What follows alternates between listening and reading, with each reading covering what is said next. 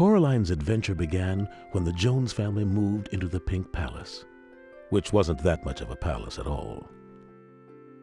Mr. Bobinsky lived on the top floor. He was the Russian ringmaster of a secret mouse circus everyone knew about. Miss Spink and Miss Forcible lived in the basement flat. Allegedly, they were famous actresses in their day. The Jones family were from Pontiac, Michigan. Charlie and Mel wrote gardening catalogs for a living. They didn't have much time for Coraline.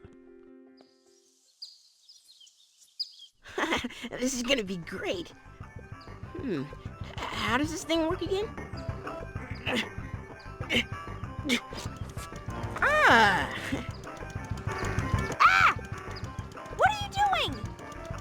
Hey! Don't shoot! Don't shoot! Don't shoot! Hey, watch it!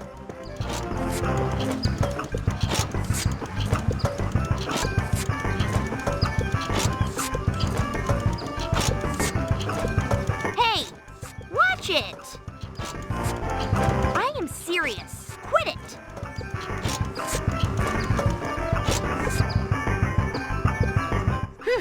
Sorry, Jonesy. That thing had a mind of its own. I have to admit, Jonesy, you should have seen the look on your face. You were so freaked. I was not! You're such an idiot. Why were you born? You know, I was worried about you. But now, why do I even bother? I am going home and will never speak to you again, ever.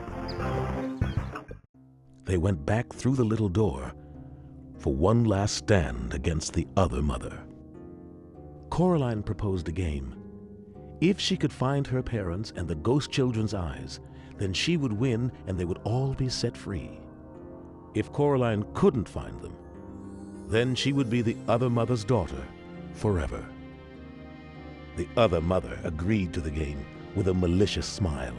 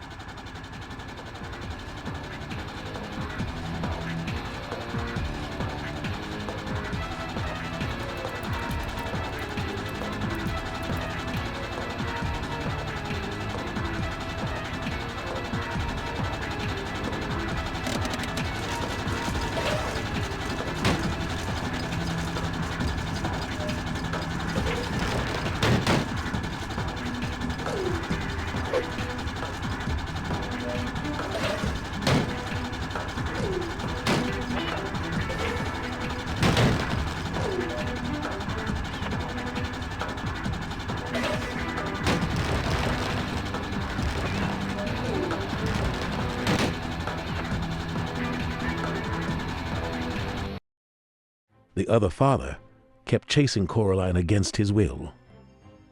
Fortunately for Coraline, the tractor smashed a hole in the bridge and fell through it. The other father managed to resist control for one final act. He threw the ghost eye to Coraline as he fell into the water. Coraline caught her breath and decided where to look for the other two ghost eyes.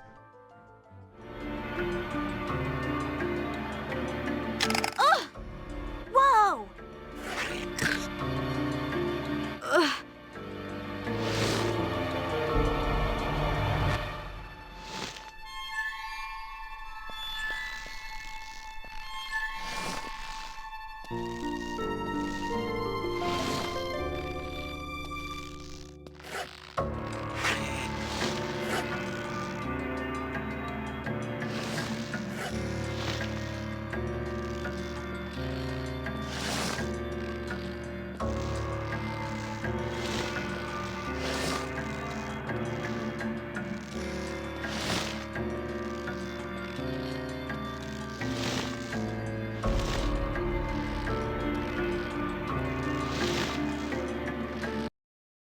Coraline reached deep into the taffy creature that bore little resemblance to young Miss Spink and Miss Forcible that so delighted the canine crowd just a day earlier. She opened the hands and found the second ghost eye. Unfortunately, she was going to have to fight for it. Coraline didn't have a problem with that at all. All she needed was a little help and a bit of timing. The second ghost eye in hand, Coraline had one more move to make.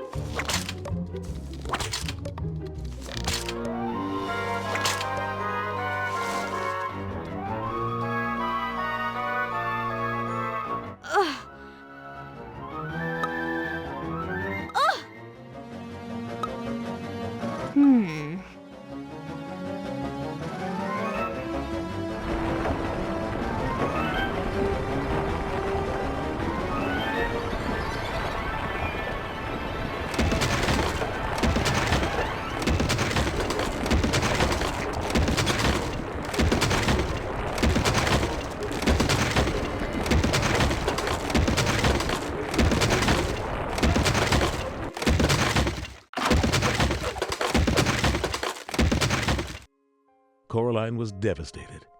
She had let the rat get away with the third ghost eye. Once again, a friend with a very strong distaste for rats came to the rescue. The third ghost eye was soon in hand. With the world unraveling around them, their final destination beckoned, and a final confrontation with the beldam was at hand. Coraline entered the living room and searched for a sign of her parents. Instead, she found the other mother waiting expectantly. With a sickening grin, the beldam reminded Coraline there was still one condition of the game to be met. Coraline realized where her parents were, and in a moment of questionable judgment, Coraline made a bold and quite unexpected attack.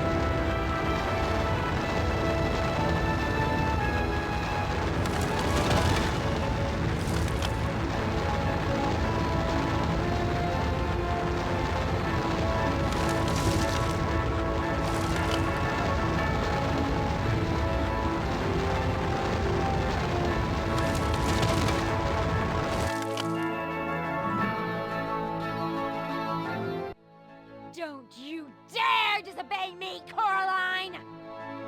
Ah! Ew! Ah!